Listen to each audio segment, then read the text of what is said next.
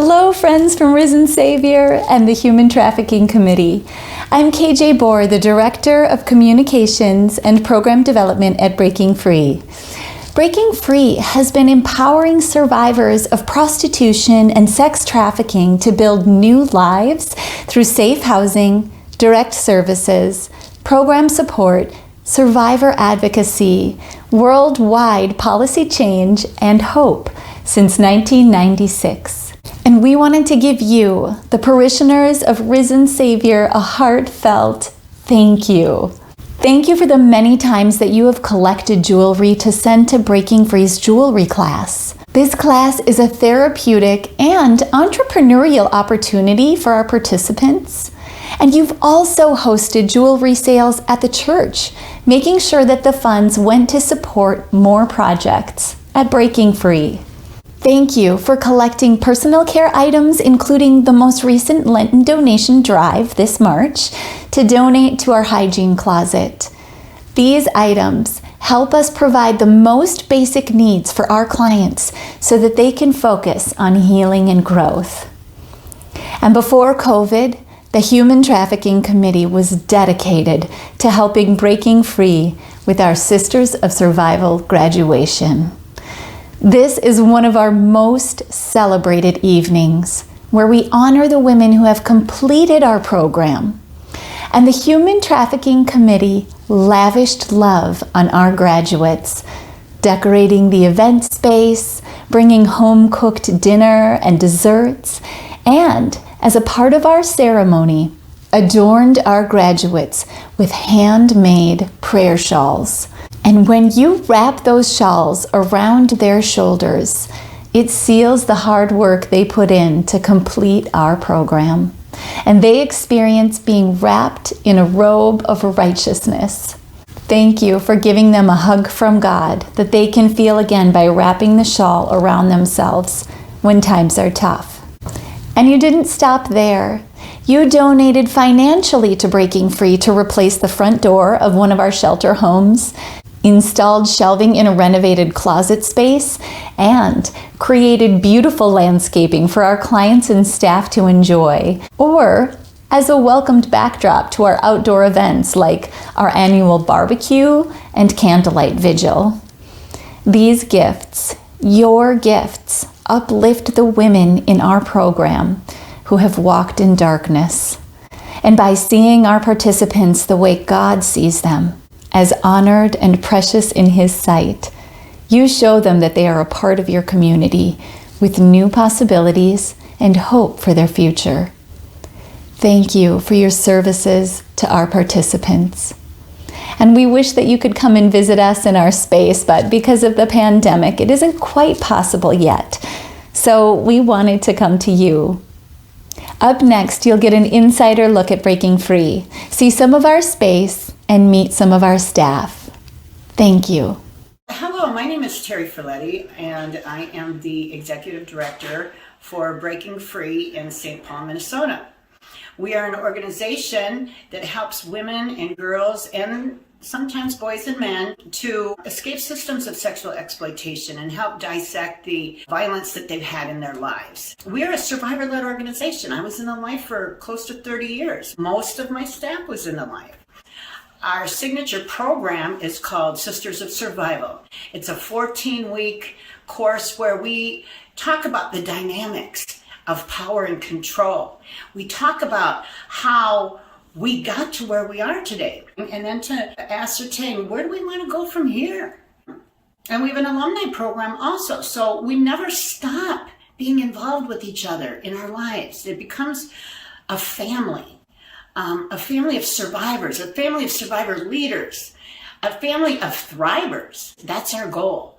And to help our clients achieve that goal, we have permanent supportive housing. We have 2 18-unit apartment buildings which serve 34 families, but we don't stop there because we know there's so many people without homes. So we also offer Section 8 certificates and have an MOU with an organization called Hearth Connection. If we find a landlord, we'll pay their rent, we'll get reimbursed. So for all intents and purposes, we support 54 families. But we also have our emergency shelter. We have a 4 private bedroom facility to help with safe harbor clients for youth as well as adults, to have that place to stay in between being on the streets and getting secure, permanent supportive housing. And that's an opportunity where we can walk alongside clients and help them also to determine where do they want to go so that they can get to their next steps. In addition, we have a drop-in shelter that's open Monday through Friday, 9 to 5. We have 2 showers, we have several beds, jammies, food, and we have advocacy if people want them. But this is a place where not everybody's ready to get out of the life, or because of chemical dependency issues and or mental health issues, they're not at that place yet. So we welcome them with open arms to come to our drop-in shelter. If they want to talk to us, that's great. If they don't, if they just need a place to stay, that's also great. We can plant that seed, but we certainly don't put any expectations on any of our drop-in center clients. So in addition to the programs that we have at Breaking Free, we also work nationally and internationally. We recently did a webinar with CAP International, which is operated out of Paris, France, and we were able to talk about the dynamics of the demand and how we tackle that and how we message those people that are buying sex, and how we've taken the shame but kept the accountability and having that dialogue with people to affect change. There were 28 countries that were in attendance for that webinar, and we're going to continue to work worldwide to come alongside those other programs and other countries that might want to do the same thing. We also are very involved nationally with Shared Hope International, Worldwide We, Nicosi, Polaris, and other organizations that fight the good fight that we're fighting. So we have this network throughout the United States and the world, but then we're very involved with local activities, such as moving this movement forward through Safe Harbor for All, which has been accepted by the state of Minnesota, as well as the United States, that we don't arrest folks that have been sexually abused that are 18 and under. We're trying to move that for all people that were sexually exploited. We're working on that committee with other stakeholders in the community as well. The majority of our clients are people of color, so we try to provide culturally specific healing on site at Breaking Free. We have talk therapy, we have EMDR therapy. We also partner with Native American groups, African American groups, and Asian Women United for those clients that need and desire more culturally specific healing.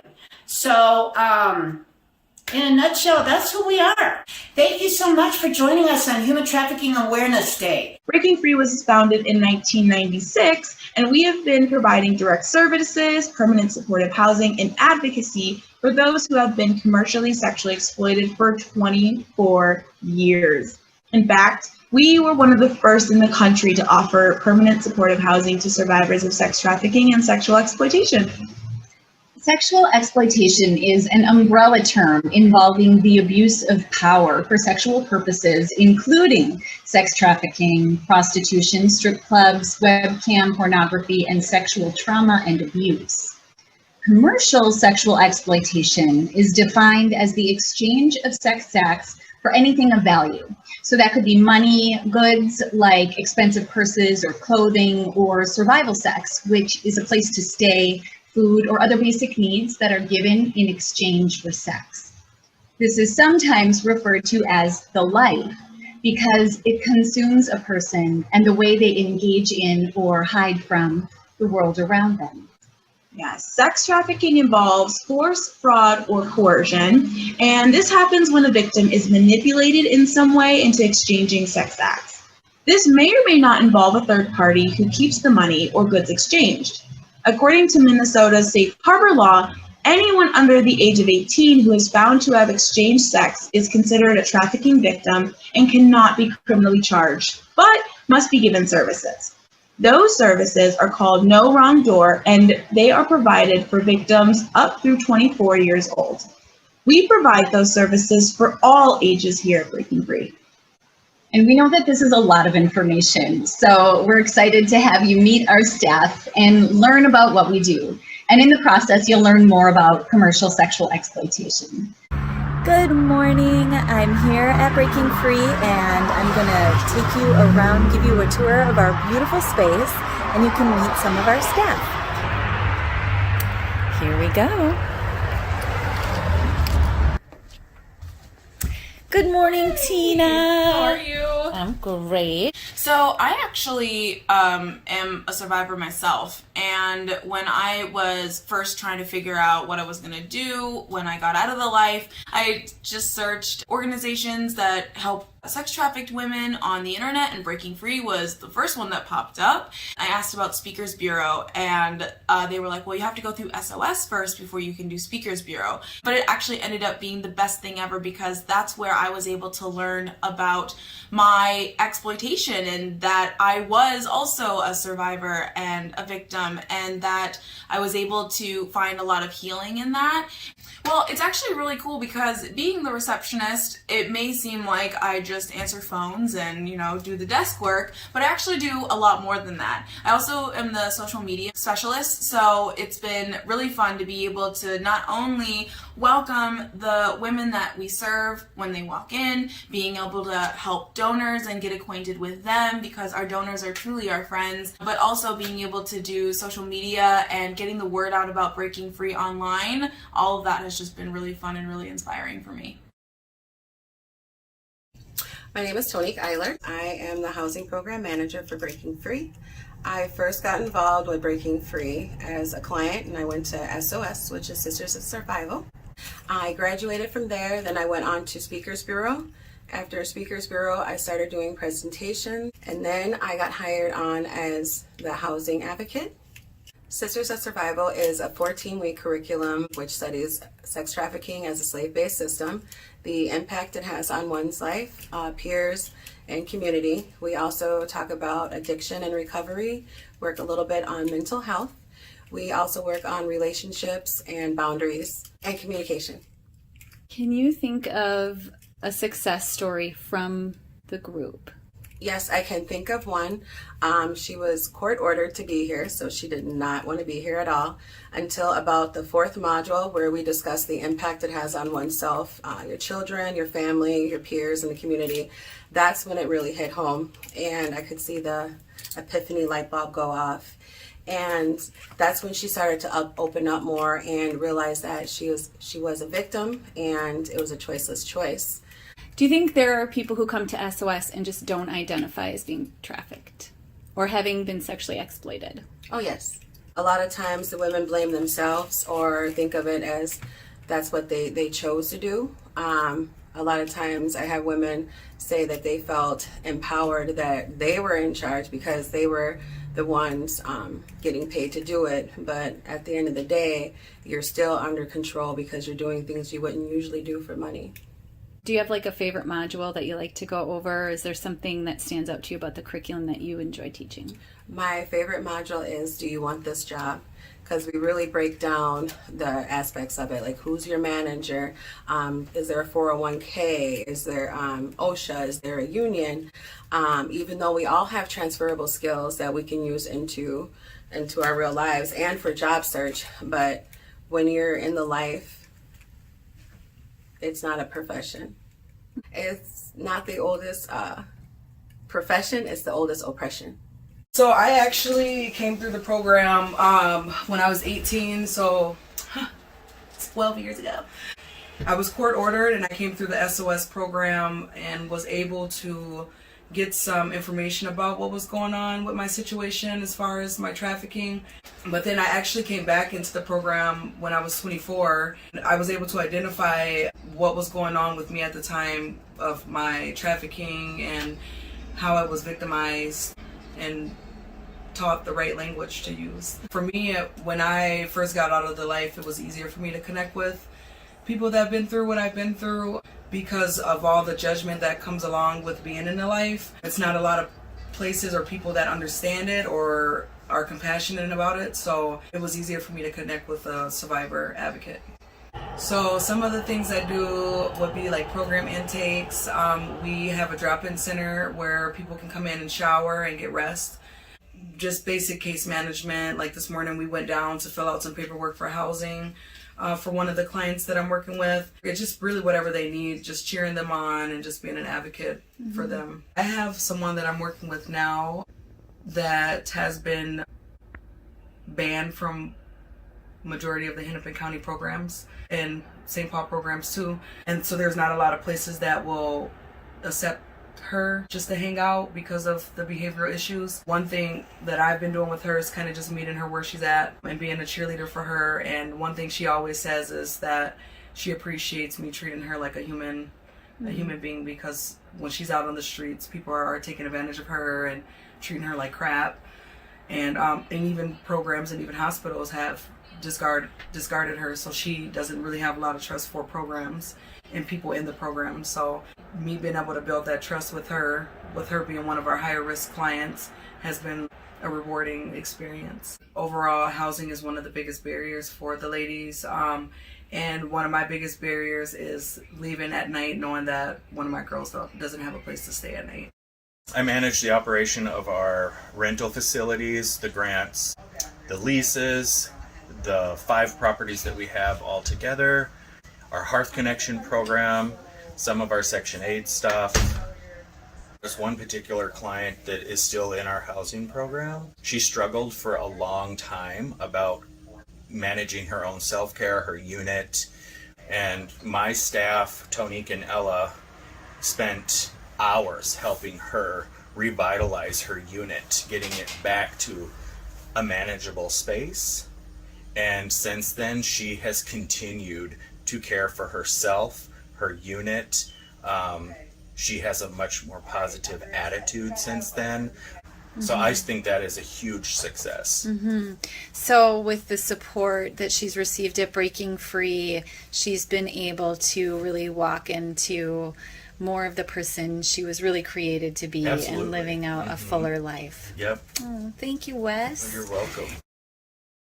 I am the Director of Client Services here at Breaking Free. So I oversee our emergency shelter that is just over a year old, and then our women's program here. Our emergency shelter, we have spots for 4 women and their children to work with them in moments of crisis and work towards finding them longer-term housing options. I will share the story of one of our lovely emergency shelter ladies. So we connected with this particular client doing late night outreach on Lake Street, and she came to the emergency shelter, stayed with us for about a couple weeks, maybe a month, and got into a chemical dependency treatment. She completed that, and upon leaving, reached back out and said, hey, I don't know what my next steps are. I really want to have my daughter back. She's out on the street now too, 17 years old. What do you guys have? And so she ended up coming back to the emergency shelter, and she got custody of the 17-year-old and who is staying with her now too there. And then just 2 weeks ago, she received a Section 8 voucher through us. She has 5 months sober now, and to look at her now, it's just night and day. She's put in all of the footwork. She's been a fun success to watch and work with, and love hearing how our clients are getting the help they need to advance in their life, both for themselves and their children. We're actually changing generations. Last week, we had a kid who was raised in our Breaking Free housing, now grown up with his own business, come back and say hi. And he offered his business services to us and our clients. And it's just so wonderful to see something like that come full circle.